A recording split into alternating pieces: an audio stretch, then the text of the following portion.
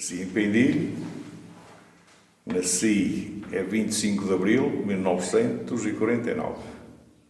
Embora esteja registado, é 3 de Maio, mas eu nasci a 25 de Abril. É Hermínio de Jesus. Simples. É simples. É simples porque eu sou filho de pai incógnito.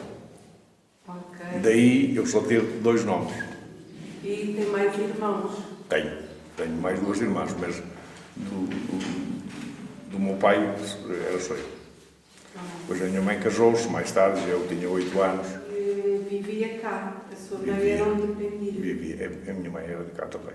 Não, aliás, a minha mãe vivia em Pendilho, mas era natural de Seijoanim. É a seguir esta população a seguir. Sim, Castrodeiro já, não é? É pertence para Castanho. Estive a viver 50 anos em Lisboa. Sim, mas teve aqui até que idade? Até aos 15. Aos 15. E depois foi para Lisboa. E foi sozinho? Sozinho. Não, tinha lá já o meu padrasto. E foi para lá trabalhar? Foi. Em que área? Eu sempre trabalhei na área de padeiro. Fui padeiro durante 47 anos. E como funcionário ou como Sim. proprietário? Sempre a trabalhar por conta de outra. Casou lá? Não, eu casei aqui. Então conheceu a sua esposa aqui? Aqui, ela também é de cá, embora ela nascesse também em Lisboa, mas veio para cá com 2 anos, porque a minha sogra também esteve em Lisboa, mais o meu sogro, na década de 40. Depois conhecia cá, porque uma pessoa... Vinha de férias? Vinha de férias antigamente, antes do 25 de Abril, não havia férias. Então vinham ver a família? As férias, há muita gente que não sabe, as férias foram implantadas em Portugal após o 25 de Abril. Porque quem tinha algumas férias antes do 25 de Abril eram os funcionários públicos. Porque os que trabalhavam no setor privado, exatamente, não tinham férias. Nós estamos a trabalhar em Lisboa, pensámos em vir à terra, vinhamos à terra, deixávamos o emprego, não havia nada a receber. Naquele tempo recebia-se à semana, certo. Não era ao mês. Todos os sábados a gente recebia ao sábado, depois vinhas para aqui uns 8 ou 15 dias. Eu quando me casei estive aqui 3 meses. Okay. E depois fui, arranjava-se outro patrão, começava tudo de novo e pronto. Lembram com ela há algum tempo? 4 anos. 4 anos. E 4 depois casaram-se aqui em Pendilho? Aqui em Pendilho. E depois foram os dois? Fomos. No dia em que a gente se casou, fomos para baixo. E então construíram a família já em Lisboa? Já em Lisboa. Tenho 2 filhas e 5 netos. Muito bem. E eles continuam em Lisboa? Continuam em Lisboa. Todos. Eu só regressei para aqui é quando fiquei aposentado. Vai muitas vezes a Lisboa? Vou. E a família também vem às origens? Também vem aqui de vez em quando. Ainda agora lá estive há 15 dias atrás, estive lá uma semana.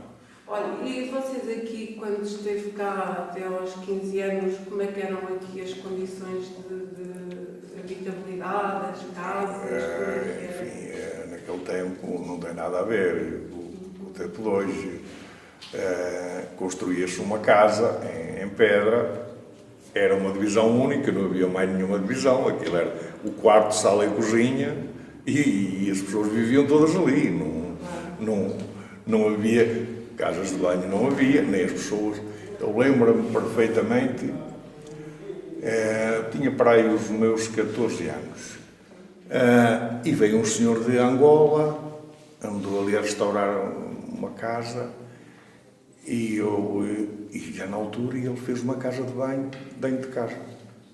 Uma novidade. E eu disse, e chamava-se Manel.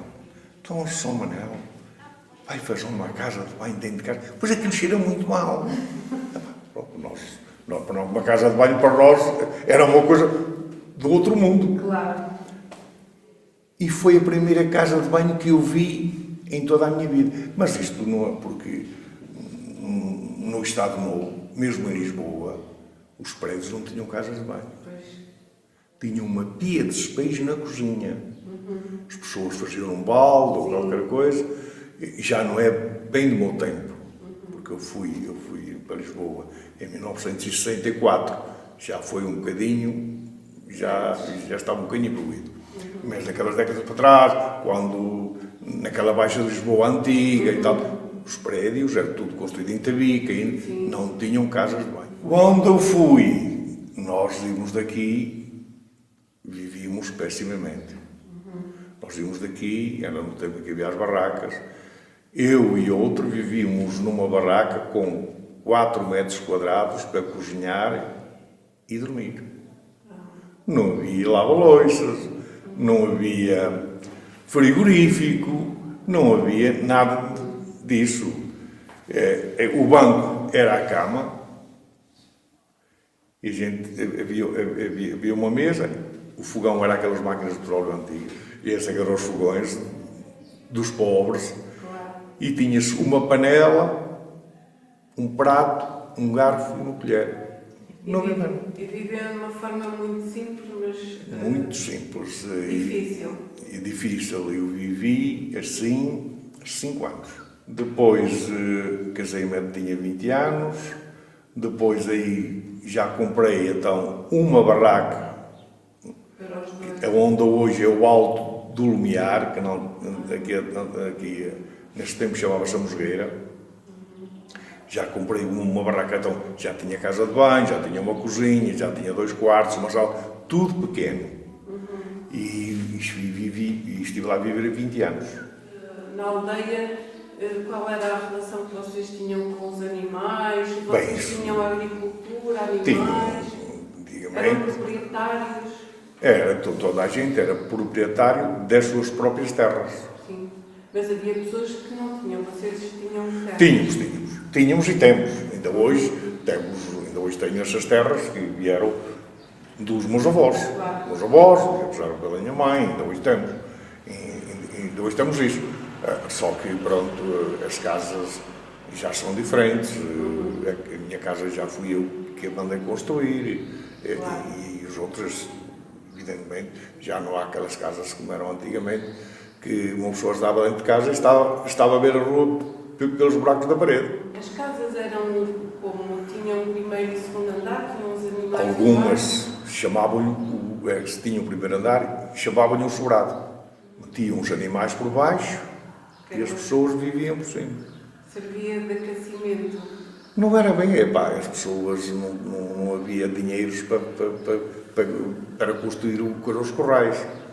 E então, um labrador que fosse já naquela altura, chegamos assim, um bocadinho abastado, então já tinha uma casa, o tal sobrado, que era o primeiro andar, os animais por baixo, já tinham um quinteiro grande, onde tinha o carro, onde tinha as alfaias, o estrume, quando se botava o mato, o estrume, para pôr para as cortes, isso já eram. Agora, aqueles que não tinham, que tinham só uma casinha, não tinham quinteiro, então tinham uma casinha, por norma, tinham uma casinha à frente e chamavam-lhe a quintã, quer dizer que era muito pequeno e não era coberta nem nada. Era uma coisinha dada assim à frente da casa. Ainda chegou a trabalhar nas terras para vocês ou à jorna? Não, eu à jorna aqui nunca trabalhei. Trabalhava nas minhas terras, havia uma entreajuda entre as pessoas. Hoje ajudo o outro depois, amanhã, outro dia, vinha-me ajudar a mim, e era assim naquele tempo que as coisas funcionavam. Frequentou a escola? Frequentei, eu fiz o exame da 4ª classe. Aqui em Pendil? Aqui em Pendil. Era todos juntos, meninas à parte? Era. No meu tempo, as meninas era à parte. Eu andei na escola no tempo do Estado Novo. Não havia cá misturas. Mesmo o recreio. Pois, no recreio era igual. Também tinha uma divisão recreio. Rapazes para um lado e raparigas para o outro. E nós aqui, no meu tempo, a escola só tinha 2 salas. Depois, mais tarde, fizeram-lhe 4. Fizeram-lhe um piso por cima. E então havia uma sala para o rapaz, onde havia primeira, segunda, terceira e quarta. No meu tempo só havia 5 rapazes na 4ª classe. porque quando eu fui para a escola, a quarta classe, não era obrigatória ainda. E então havia só 5. As pessoas que já tinham um bocadinho de posse, então, e os filhos eram espertos, então faziam questão do filho já ter a quarta classe. E então aquilo tinha, a sala tinha 4 fiadas de carteiras, não era mesas como é hoje, era as carteiras que fazia banco e fazia a secretária, e era a primeira, a segunda, a terceira, a quarta. E as suas irmãs fizeram a quarta classe? Fizemos a quarta classe. Eu era o mais velho e depois eu andava na escola, saiu a lei de ser obrigatório a quarta classe. Qual foi a sua primeira profissão? Foi sempre padeiro. Pois aí, a princípio, não gostava muito, porque, olha, mas a gente, o querer, eu digo muitas vezes, o querer não é poder. E a gente tinha que se agarrar àquilo que houvesse na altura. Porque eu trabalhei 22 anos sempre de noite. E sempre com o mesmo patrão? Não. Aí, naquele tempo, trocava-se de patrão do muito. Eu cheguei a trocar de patrão por 10 escudos. Lá está o tal problema. Recebias ao sábado. Ao sábado recebias. À segunda-feira, a gente levantava-se, passava por outra padaria, havia o patrão ou o encarregado, oferecia mais qualquer coisa, mudava-se na hora. Nem se dizia outro que não ia, nem coisa nenhuma. Naquele tempo funcionava assim. Depois, mais tarde, quando vieram as regalias sociais, epá, e aí isso já mudou um bocadinho de figura, porque já havia sempre dinheiro a receber. E depois, se a gente se despedisse, se a gente saísse do emprego e não desse o aviso prévio, eles podiam exigir uma indemnização. E havia muita oferta de emprego. Havia muita oferta. E as condições de trabalho? Como é que era? Eram péssimas. Devo dizer que eu cheguei a trabalhar 23 horas seguidas. Porque antigamente, nos padeiros, ao sábado tinha que se fazer o pão para ao domingo. Eles ao sábado tinham que vender o pão em dobro. E então eu começava a trabalhar na sexta-feira à noite até sábado à noite. 23 horas seguidas, sem descanso. Não havia descanso. E pagavam lá a hora? Não, era à semana. Eu nunca recebi horas extras. Em toda a minha vida, nunca recebi horas extras. Então fazia isso por gosto? Não, aquilo o sistema era assim. Só havia hora para começar. Em padeiro era assim. Só havia hora para começar. Não havia hora para acabar. No fim que o serviço tivesse feito, é que se acabava. Só que, pronto, lá está. Quem queria, quem não queria. Nunca pensou mudar de atividade? Pensei em mudar, mas, sabe, hoje uma pessoa começa a ter responsabilidades de família. E uma pessoa para mudar depois vai ganhar menos por vezes. E isso tudo conta depois para chegar ao fim do mês e ter que se pagar as contas.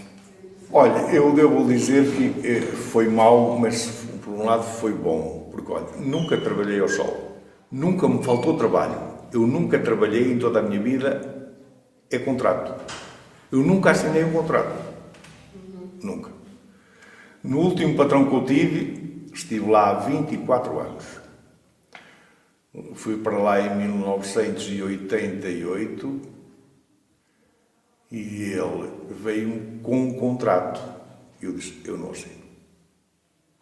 Eu não assino um contrato. Se vocês quiserem, eu fico. Se não quiserem, vou-me embora. Trabalhei lá 24 anos. Aí já estava a trabalhar de dia. Trabalhei num centro comercial, nos últimos 24 horas, numa boutique de pão quente. Então já aí as condições já eram Era melhor. Aí pegava às 6h30 da manhã, às 3 horas, por volta das 3, 3h30, máximo 4, vinha para casa. Aí as condições eram muito melhores. Lá está. Todas as condições para os trabalhadores melhoraram após o 25 de Abril. As pessoas que têm a minha idade, ou mais velhos, ou um bocadinho mais novos, se tiverem consciência, o 25 de Abril foi muito favorável para quem trabalha. Hoje veio o problema do trabalho precário, os contratos a termo, à semana ou ao mês. Isso foi péssimo. Isso foi péssimo. Agora, a seguir ao 25 de Abril, epá, foi muito bom, porque epá, vieram as férias, vieram o subsídio de férias, veio o subsídio de Natal, que a gente nem sabia o que era isso. Então, onde é que estava no 25 de Abril? Onde é que estava? Eu devo dizer, quando soube do 25 de Abril, estava no mercado do Campo Grande, no dia 25 de Abril. E teve alguma intervenção? Não, porque eu na altura não sabia o que era. Diziam, foi um golpe de Estado, foi um golpe de Estado. Epá, mas para mim um golpe de Estado, não sabia o que era. Desse dia não tenho essa memória nenhuma, porque naquele dia não se passou nada. A ver, só se passou depois a seguir, porque depois a seguir vieram os sindicatos para a rua, foram nomeados os delegados sindicais, em que eu ainda fui também. Depois os sindicatos começaram-se a organizar em prol de começar a reivindicar melhores condições, e foi assim. E o ministro que mais abriu, o primeiro-ministro que mais abriu, epá, eu costumo dizer isto, as pessoas não querem ouvir, mas foi de facto o Vasco Gonçalves. Então, muitas pessoas nem sabem quem era o Vasco Gonçalves. Pois. Mas o Vasco Gonçalves foi antes do Pinheiro de Azevedo, o tal Pinheiro de Azevedo que mandou os trabalhadores da construção civil à merda. Muitas pessoas não sabem disto. Vivi isto intensamente, porque eu ainda pertencia à direção do Sindicato da Panificação entre 76 e 79. Muito bem, então sempre ativo na defesa dos trabalhadores. Sempre ativo. Depois fui obrigado, depois tinha família, devo dizer, fui obrigado a afastar-me completamente da política, porque eu era tão conhecido no meio da panificação que os patrões não me queriam dar emprego. Eu tive por isto tudo lado e nunca mais me meti nisso, porque, pronto, a política é boa para quem vive dela. Agora, para quem quer estar na política e não vive dela, passa a ser péssimo. Decidiu abraçar isso em detrimento da... Não, porque, olha uma coisa, as pessoas para abraçar a política têm que ter habilitações. E eu não era uma pessoa com a quarta classe que se podiam ter na política alta, não é? Porque, vê-se, os quadros políticos Mas não foi convidado por algum... Não, porque as pessoas têm que ser filiadas em partidos. Parte de um princípio para a classe trabalhadora que ganha pouco, tem que pagar uma cota mensal. Isto tudo pesa. E depois, se é um político sem sucesso, vale mais afastar-se. E foi então a sua decisão? Foi. Mais por questões familiares? E também por questões familiares, e não tinha currículo que fosse um político de renome, não é? Sabe, por vezes tem que ter alguém por trás que tenha uma almofada financeira. Eu em toda a minha vida, eu nunca tive ninguém a ajudar-me em nada. Tudo o que eu consegui na minha vida foi através de curso. Esforço próprio. Então acha que devemos continuar a comemorar o 25 de Abril? Eu suponho que sim. A minha política é de esquerda. Eu não sou de direita, porque eu acho que há lugar para a direita e há lugar para a esquerda. Claro. Que é da sociedade deve-se apresentar na sua classe política. A classe política requer um mundo onde haja dinheiro. A esquerda, na minha maneira de pensar e de ver, a classe esquerda é a classe mais baixa, a classe social mais humilde, a classe operária. Eu lembro-me de uma frase que o cardeal Cerejeira pronunciou uma vez na Praça do Comércio, no tempo do Salazar, que eles eram muito amigos. Ele disse: o trabalhador português não pode ganhar mais que 10 escudos por dia. Ora, 10 escudos por dia, hoje não é nada. Não, claro. Mas naquele tempo Já já era algum dinheiro. E ele explicou porquê. Para ser humilde. O que faz as pessoas serem humildes é serem pobres. Porque as pessoas, sendo ricas, têm muito dinheiro, sendo uma classe social média e alta, tornam-se soberbos, tornam-se avarentos, não se lembram dos outros, só se lembram deles. O ser humano é assim. Isto não é comigo, nem com os do lado. O ser humano é assim. O que é que acha que se devia fazer nas comemorações dos 50 anos, 25 de Abril? Ouça, eu não sou muito a favor das despesas. Eu devo dizer que eu desde que vim para aqui, pertencia à direção do Rancho das Capuchinhas 6 anos. Estive à frente, o Rancho das Capuchinhas foi formado em 1988. E depois funcionou ali uns anos, depois esteve parado à volta de 15 anos. Quando eu vim agora de Lisboa, eu mais um grupo, reabrimos aquilo. E estive à frente, estive lá 2 mandatos. No primeiro mandato era o secretário e no segundo mandato fui tesoureiro. Só deixei, passei agora o ano passado. O ano passado disse: para mim chega, não quero mais. Porque eu levo as coisas muito a sério. E então, eu não sou a favor de se faça muita despesa. Para mim, as despesas têm que ser com rigor. Ninguém pode gastar mais do que aquilo que ganha. E agora, criou-se uma mentalidade numa geração mais nova que não sabe, para fazer gastos, não olha se tem ou se não tem.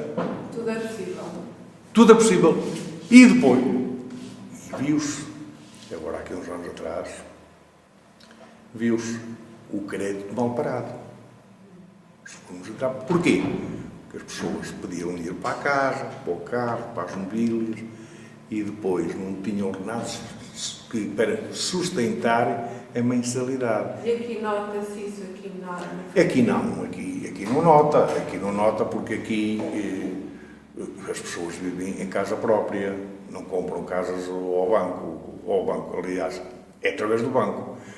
Depois, essas pessoas que não pensam, o que é que acontece? Vão elas para o poço e levam o fiador.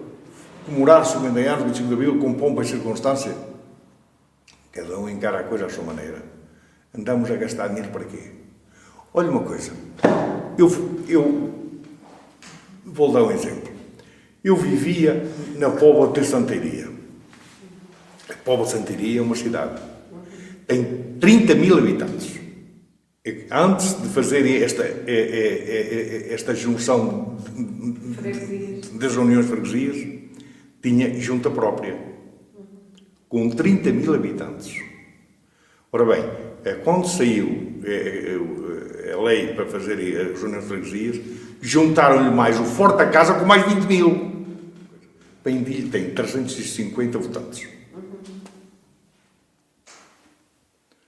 Era esse exemplo que eu lhe queria dar. Quer dizer, a Póvoa com 30 mil teve que fazer uma junção com uma união de freguesias. E Pendilho sobrevive com 350. Sim, por isso é que eu também lhe perguntei se acha que, sendo 30 mil, deveria ser uma única ou se acha que por 50... Olha, eu não sou de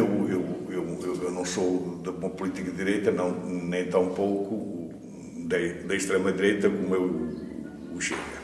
Porque quanto mais lugares arranjarem, mais despesa é para o Estado. Então acha que a estrutura atual do Estado é pesada? É pesada. Muito pesada. É pesada. Devo dizer que eu sou do tempo, a doutora não sei se é, mas sou do tempo em que não havia o IVA. Não havia o IVA. Antes de 25 de Abril não se pagava o IVA. E o governo e o Estado sobrevivia. Não tinha, era uma máquina de gastar dinheiro como tem hoje. Mas as condições de vida? As condições de vida hoje são melhores. Não há dúvidas. Aí temos que dizer a verdade, não é? As pessoas agora dizem assim, isto está mal. E eu digo, havíamos de recuar 50 anos atrás para ver isso o que era mau. Porque no meu tempo que era miúdo, não havia dinheiro nem sequer para comprar uma caixa de fósforos. Tinham que estar à espera que a galinha pusesse o ovo para ir comprar com o ovo uma caixa de fósforos. Era o que se passava quando eu era miúdo. Quando eu era miúdo. Agora, vejamos as gerações ainda para trás de mim. Sim. Seria muito pior, não é? Muito pior. Quais são as principais festas e tradições aqui da aldeia? A festa principal é agora dia 15 de agosto, que é a festa da padroeira.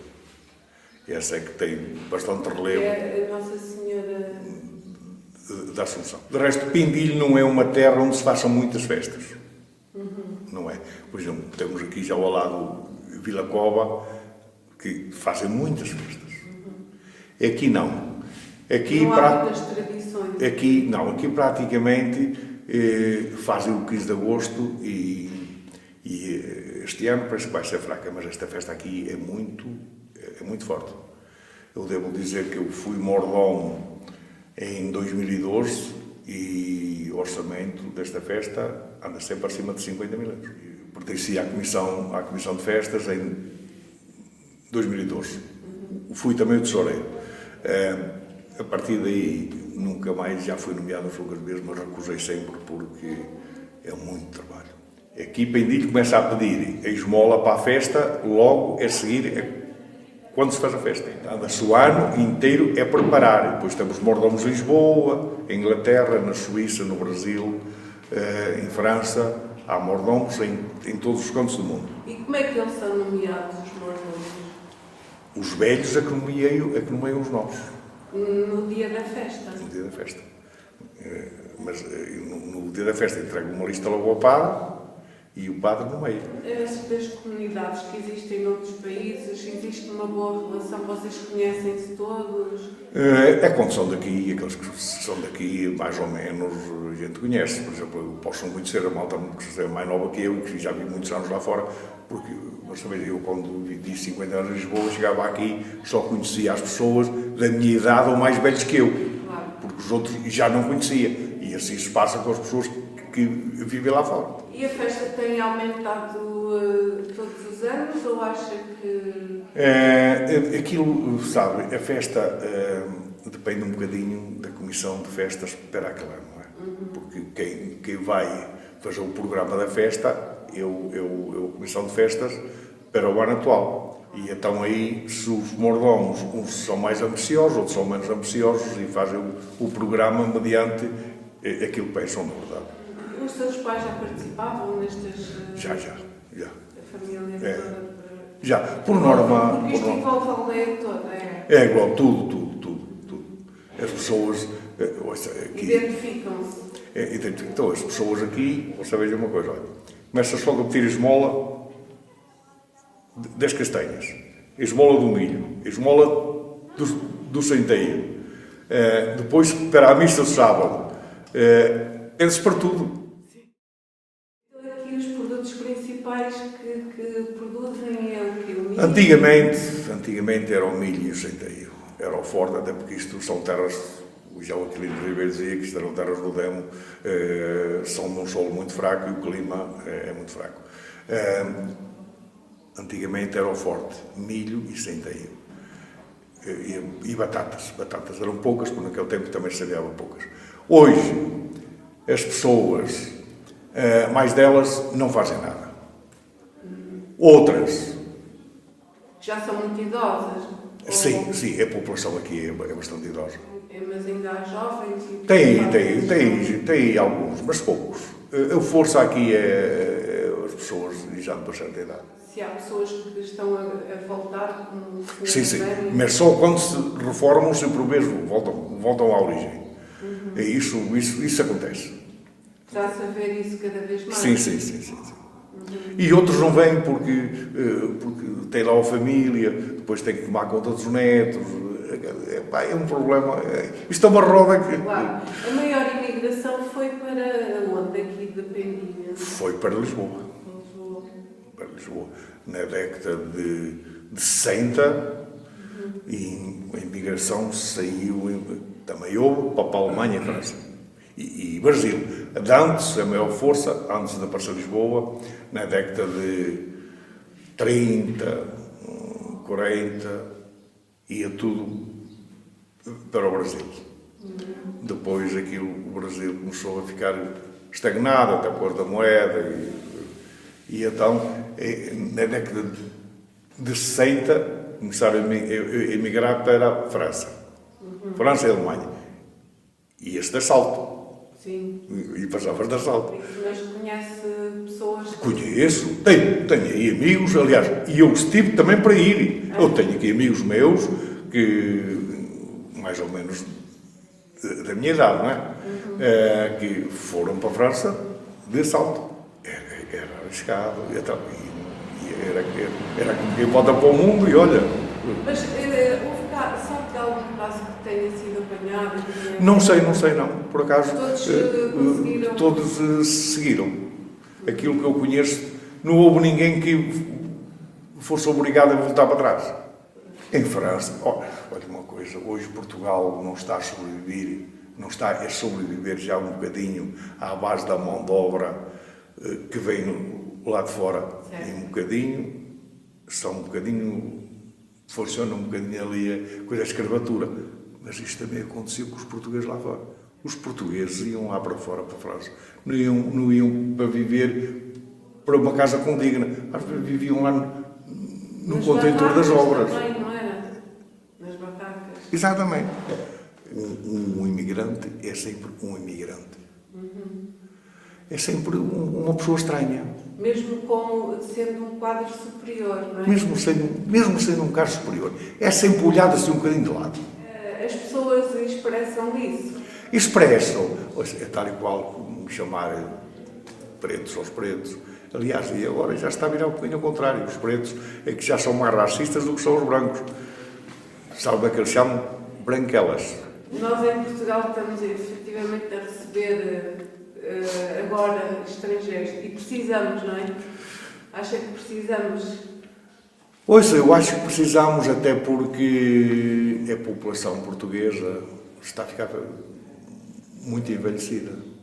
E se não tivermos pessoas no ativo, o Estado não vai poder continuar a pagar reformas aos idosos. Porque quando eu estava no ativo, ou a minha geração que estava no ativo, estamos a sustentar a outra geração que já estava no inativo. Agora é precisamente ao contrário. A geração vindoura é que tem que sustentar a outra. O Sr. Armando é a favor de Sim, recebermos... sim, sou a favor, desde que eu dei empregos condignos, sabe? Um ser humano não é nenhum animal, é um ser humano, deve ser visto como tal. Aqui na aldeia há alguma comunidade que tenha vindo para aqui? Não, aqui não há. Aqui não há porque, não sei se no Conselho há, mas capaz de não haver preconceito. Mesmo com esta questão da guerra não veio nenhum... Não, para aqui não veio ninguém. E para Vila Nova não sei se veio, porque Vila Nova também não tem nada de empregos para oferecer a ninguém. O maior empregador de Vila Nova é o Câmara. Nós temos que ter... O mundo rural... Porque o mundo rural das beiras não dá nada. Porque é um mundo rural, está todo dividido. Só frações. E isso não se torna rentável. Ao contrário do Ribatejo e Alentejo. Agora, as beiras, não. As beiras são pobres.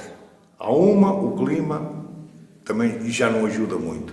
E depois, É tudo. Você veja uma coisa, isto aqui era um terreno aqui ao lado, aqui onde está junto era outro. Aqui as pessoas, a nível de alimentação, elas produzem parte da alimentação?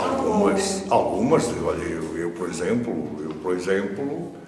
eu costumo dizer, eu vim de Lisboa, sou dos reformados que mais trabalho em Vendilha. Eu cultivo batatas para mim, vinho para mim, cebolo para mim, as coisas fundamentais eu cultivo. Então mantém os produtos tradicionais, uma alimentação tradicional. Mas no vinho, eu faço o vinho para mim. No ano passado fiz 700 litros de vinho. Não diversificou nada dos produtos? Não. E em termos dos pratos, de alimentação dos pratos típicos, mantém? Eu tento manter, o prato que eu gosto mais é bacalhau. Já que eu gosto mais é o bacalhau. E o mais conhecido aqui? Ouça, não sei, porque isto cada pessoa pensa à sua maneira, mas aqui funciona muito, é carne de porco. É também uma questão de preços. E a tradição de tem a tradição de criar um porco? E já não há. Havia, antigamente, quando eu era miúdo, todas as pessoas, ou todos os labradores, matavam um porco, 2, alguns até 3. Agora deixou-se um bocado disso porque há umas pessoas não querem trabalho, há outra também não lhe criam condições para ter os porcos, e há outra, sabe, ter o animal também dá um certo trabalho. Aqui como é que costumam fazer essa agricultura? Usam muitos fertilizantes, a mais biológica? Já se usa, porque se não usarem também um bocadinho os fertilizantes, as terras também não produzem nada. Eu falo produtos biológicos, mas eu levo-me a pensar que produtos biológicos, o material, o produto nasceu, até à colheita, se lhe porem nada, eu ponho isso um bocadinho em dúvidas. Mas existem outros produtos mais Existem, olha. Eu sei, por exemplo, um produto dá um bocado de trabalho e eu já cheguei a fazer, agora não tenho feito. Para curar as batatas e as videiras, há um produto que são as ortigas. As ortigas, tendo-nas a fermentar 8 dias e depois coar aquilo, colar aquela água, curar com aquilo, isso é uma cura biológica. Conforme o senhor faz esse produto natural, há, no fundo, investigadores que cada vez mais produzem produtos naturais para serem aplicados nessa agricultura. Sim. Concorda com essa... Eu acho que devia. É o ideal. Isso era ouro sobre azul, se isso fosse assim. Porque nós temos que ter a noção. Quanto mais pesticidas pusemos para a terra, mais mal faz. Tal e qual. Para a saúde e para o ambiente, as águas. Exatamente. A qualidade das águas, como é que é aqui? Com o uso de fertilizantes? A água? Sim. Não. A qualidade como é que está? Não, a qualidade da água aqui é do melhor do mundo. Nem deve haver. No Conselho não há. Mas não sei se haverá alguma terra em que tenha um nascente que cadeia para alimentar a população. Nós aqui temos um nascente que alimenta a Pendilha e ainda alimenta as freguesias próximas. À volta dessa nascente há produções agrícolas? Não. Este nascente, não sei se conhece, está na Serra da Cascalheira. Lá em cima. É um dos Senhores da Piedade. Fica um bocadinho mais abaixo. Aí é que está o nascente. É o nascente do Rio Mau. Para mim, esta qualidade da água é superior à água engarrafada. Eu não bebo água de garrafa. Eu recebo água à torneira e a daí que eu bebo água. Mas eu já em Lisboa... Fazem algum tratamento? A Câmara. A Câmara faz. Tem que fazer as análises, porque isto pertence à Câmara, não é? Sim. A Câmara faz.